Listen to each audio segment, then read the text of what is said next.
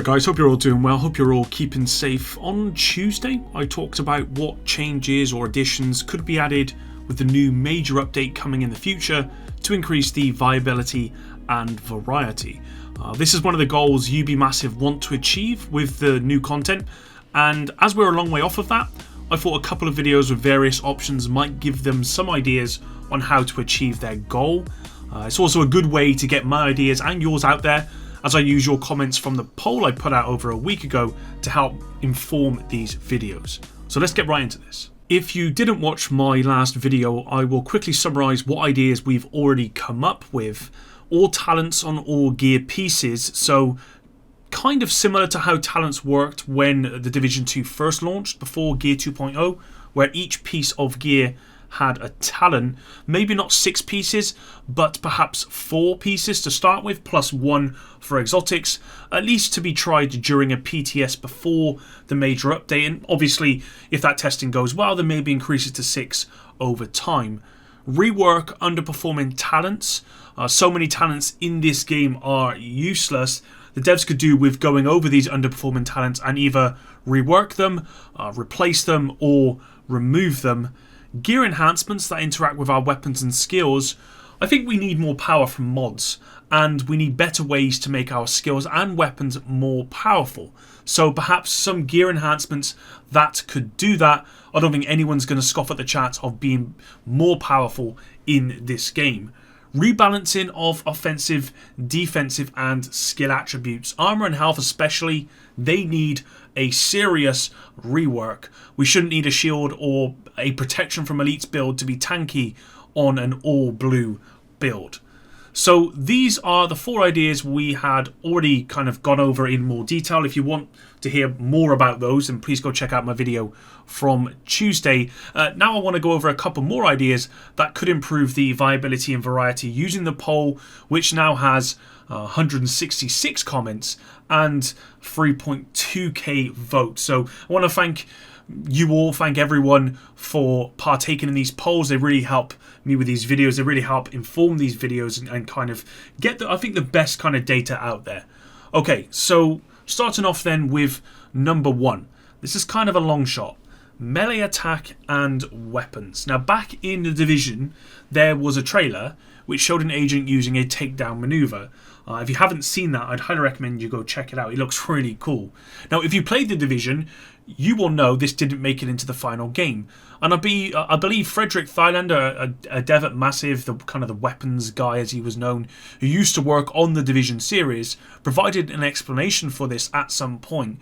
I don't remember exactly what it was, but it had something to do with being too easy to beat content this way, and it would be unrealistic when you consider a veteran enemy could take a whole round of bullets and not go down, but then something like, you know, a stealth takedown could take them down, if that makes sense.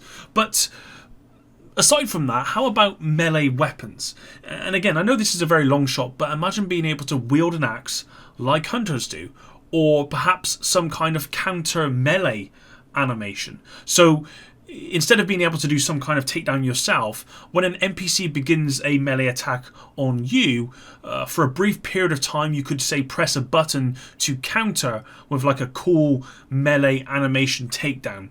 Let me know what you think of those in the comments down below. I know they're a very, very, very, very long shot idea. New difficulty. I think this might fit under the variety heading, possibly. Anyway, it's going in here because I want to put it here.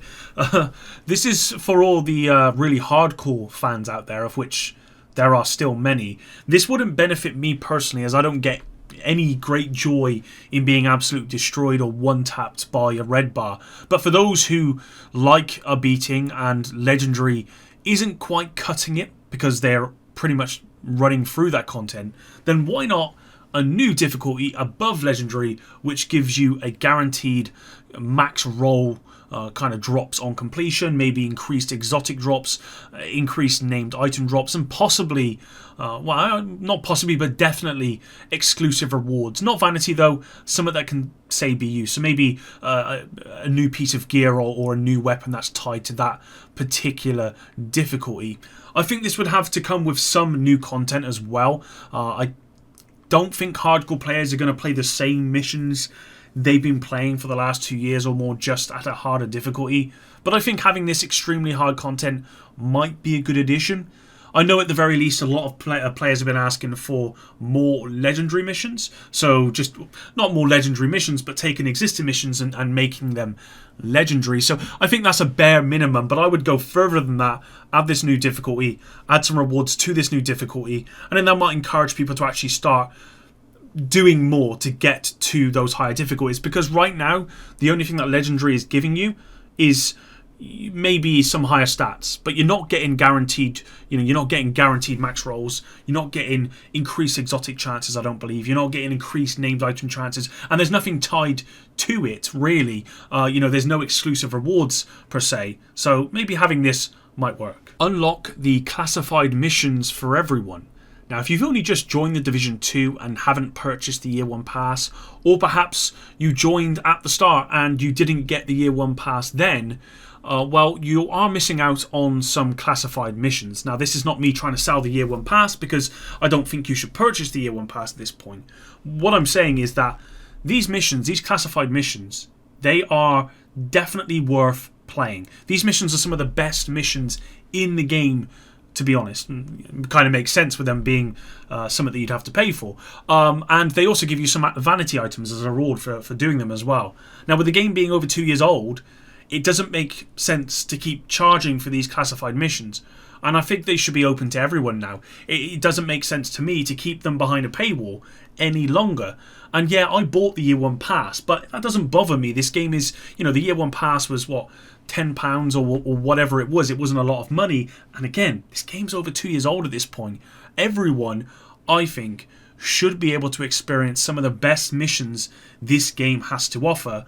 And they have some pretty cool pieces of lore tied to them as well. So for anyone who is interested in lore, who perhaps didn't get the Year 1 pass, I think this is going to be something that would benefit those people as well. So yeah, definitely need to open up these classified missions to everyone. Dark Zone PvE days. Now, I might get a little bit of stick about this one from PvP players. Please do not, if you're a PvP player, don't just head down to the comments, hear me out a little bit.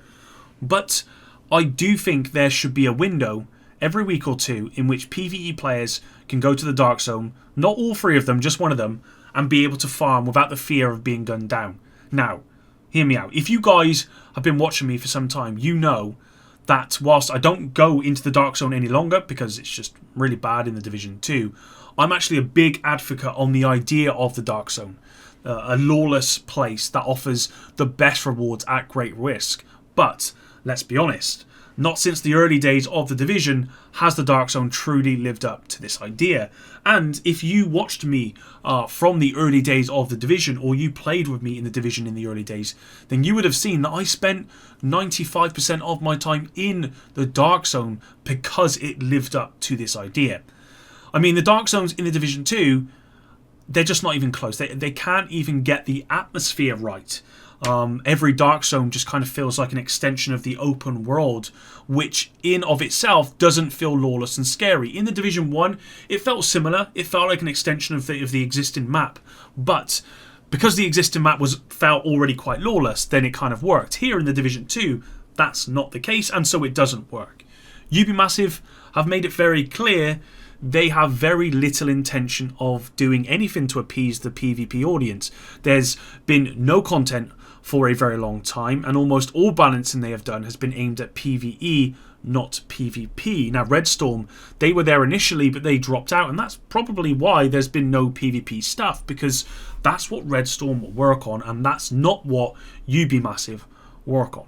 How I wish the devs would have invested more into the Dark Zone and PvP. But I've come to accept that the Division 2 PvP will always be bad, and the Dark Zone will always feel like every other part of the world and not like the Dark Zone that it should be. So, with that acceptance in mind, where's the harm in having a grace period where, for example, the rogue system is disabled and PvE players can pour in and farm? I bet there are plenty of PvE players who want to go into the Dark Zone for various reasons, maybe to get Dark Zone exclusive loot, etc, or just to experience the Dark Zone itself without the PvP side. But they hate PvP. This would give them that chance, and like I said, PvP is all but abandoned at this point. Dark Zone is all but abandoned at this point. I am willing to put my house on the fact we are not getting any new additions to the Dark Zone or really to PvP with this next major update. I'm pretty sure of that. So why not? It's just a thought. Let me know in the comments what you think. Alright guys, that's it for today's video. If you have any other suggestions, then either go to the poll on my community tab or leave it down in the comments below. If I get enough suggestions, then I will make another video. If I come up with any further ideas, then I'll make another video. But at least from what I've checked out, the last two videos really cover a lot of the stuff that I think could help with viability and variety. Of course, I've not really talked about content because that is something that we absolutely need above everything else. This is more to tackle what the devs have set as a goal on top of the content. So thanks very much for watching. Until the next video, Epic out.